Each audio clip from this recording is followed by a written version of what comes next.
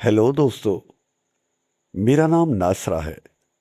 मेरी उम्र 24 साल है और मैं एक छोटे से गांव की सादा सी लड़की हूं। मैंने पास के गांव में पढ़ाई की है और बीए पास हूं। अब मैं अपने गांव के स्कूल में बच्चों को पढ़ाती हूं। लोग कहते हैं कि मैं गांव की सबसे खूबसूरत लड़की हूं। बड़ी बड़ी गहरी आंखें, लंबे काले बाल जो मैं जुड़े हुए बांध कर रखती हूँ, और जब मैं मुस्कुराती हूँ तो लोगों के दिल एक लम्हे के लिए धड़क उठते हैं। मैं जिंदा दिल हूँ, हर एक से हंसकर बात कर लेती हूँ, लेकिन हमेशा पर्दे और दुपट्टा ओढ़ कर रहती हूँ। ये कहानी मैं खुद अपनी जुबानी सुना रही हूँ। बात है सुबह से शुरू होती है जब मैं उठी। मेरा कमरा घर के ऊपर वाले हिस्से में है। खिड़की बड़ी है जिससे सुबह की धूप अंदर आती है।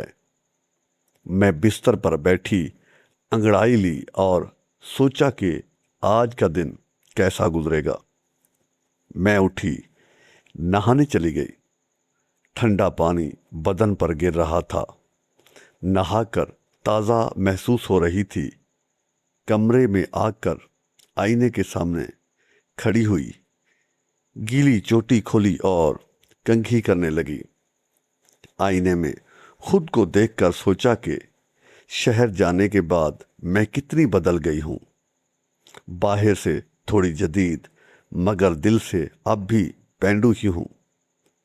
सफ़ेद कमीज और हल्की शलवार पहनी, दुपट्टा अच्छी तरह ओढ़ा और नीचे हाल में आ गई। माँ किचन में आटा गूंद रही थी। उन्होंने मुस्कुरा कर कहा, नासरा बेटी उठ गई, चाय बना दूं?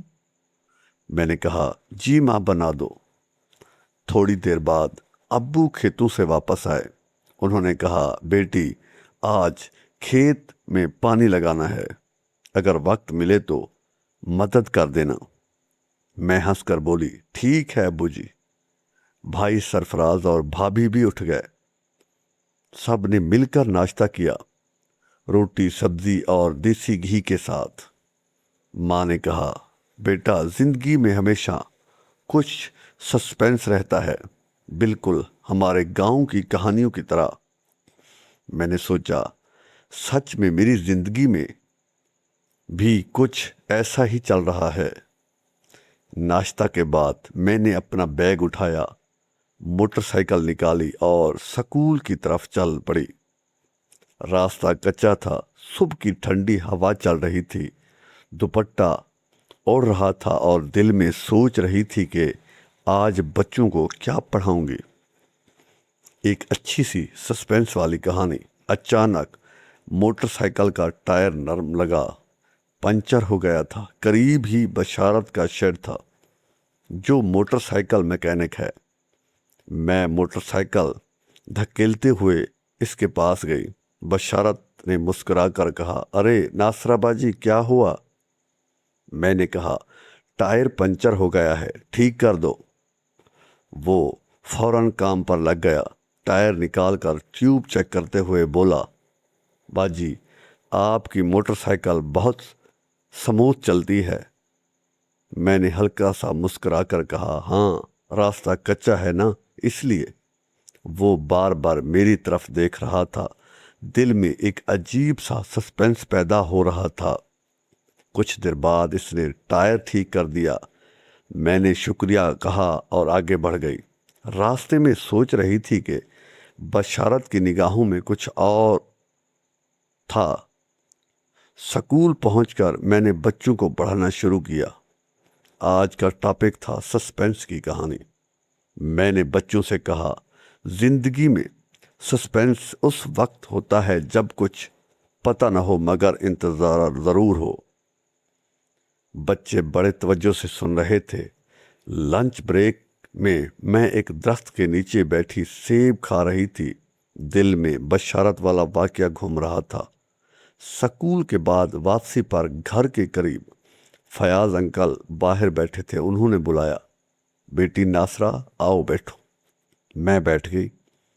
उन्होंने अपने छोटे से बाग में गुलाब और चमेली के फूल दिखाए। फूलों को पानी देते हुए कुछ पानी के छींटे मेरे दुपट्टा पर गिर गए। अंकल ने फौरन कहा, माफ करना बेटी। फिर बातों ही बातों में बोले, जवान फूलों को प्यार से पानी देना पड़ता है तो वो खूबसूरत खिलते हैं। इनकी बातों में कुछ अजीब सा लग रहा था। मैंने बात को हल्का करते हुए कहा, अब मुझे जाना चाहिए अंकल।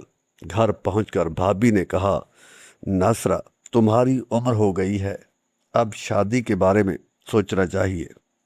रात को बालकोनी में बैठी सितारे देख रही थी कि अचानक बशारत का मैसेज आया, नासरा बाजी कल मिलना है।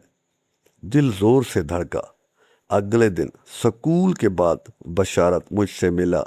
उसने संजीदगी से कहा, नासरा बाजी मैं तुमसे बात करना चाहता हूँ।